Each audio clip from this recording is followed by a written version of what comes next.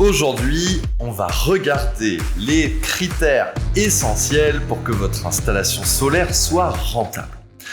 Si aujourd'hui vous vous posez la question, est-ce qu'on se met des panneaux solaires à la maison ou pas, parce que votre voisin vous a expliqué à quel point il fait plein d'économies sur sa facture d'électricité, sachez qu'avant toute chose, il faut quand même s'assurer que l'installation vous sera bénéfique au moins financièrement, puisque les panneaux solaires, principalement, c'est fait pour faire des économies. Alors, le premier critère essentiel, c'est tout simplement d'être propriétaire. Si vous n'êtes pas propriétaire de la maison, s'installer des panneaux solaires sur la toiture risque de mettre en colère votre propriétaire. Maintenant, si vous êtes locataire, il est tout à fait possible d'avoir ce qu'on appelle les systèmes en plug and play, éventuellement 1, 2, 3, 4 panneaux que vous pouvez installer et directement brancher sur une prise de courant. Ça ne demande aucune technicité, c'est ultra simple à mettre en place et ça, vous pouvez aussi le faire. Mais on va se focus directement sur les personnes les plus concernées, les propriétaires. Donc la première chose, c'est ça, d'avoir votre maison.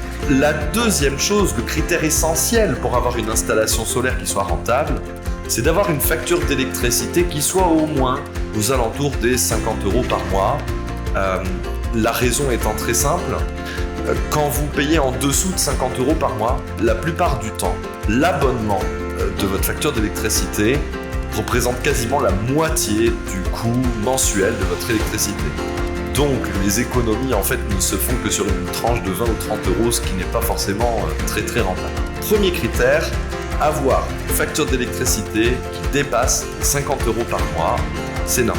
Le deuxième critère essentiel pour qu'une installation solaire soit rentable, c'est de s'assurer de rester à la maison au moins pendant 4-5 ans. La raison est très simple. Si vous ne restez pas dans votre maison et que vous la vendez, disons, au bout de 2 ans, le risque étant que la valeur de la maison n'augmente pas suffisamment et que vous ne récupériez pas votre investissement. On conseille, en règle générale, de rester au moins 4-5 ans.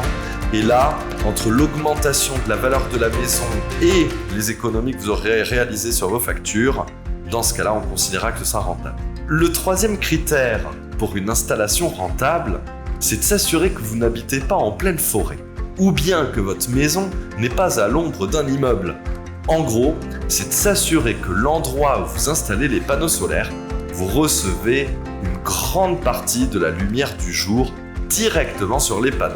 Attention, je vais mettre une petite information très importante. Les panneaux solaires fonctionnent principalement grâce à la lumière directe. C'est-à-dire, d'ailleurs, ils portent très bien leur nom, les panneaux photovoltaïques, panneaux solaires photovoltaïques. Ce sont des panneaux qui réagissent via les photons pour créer des volts, en fait de l'électricité. Voltaïque venant de Giuseppe Volta, qui était l'inventeur de la pile voltaïque dans les années 1850-1860. Donc, les panneaux solaires, on veut qu'ils soient à la lumière du soleil, direct. Si ça passe derrière des nuages, c'est pas grave.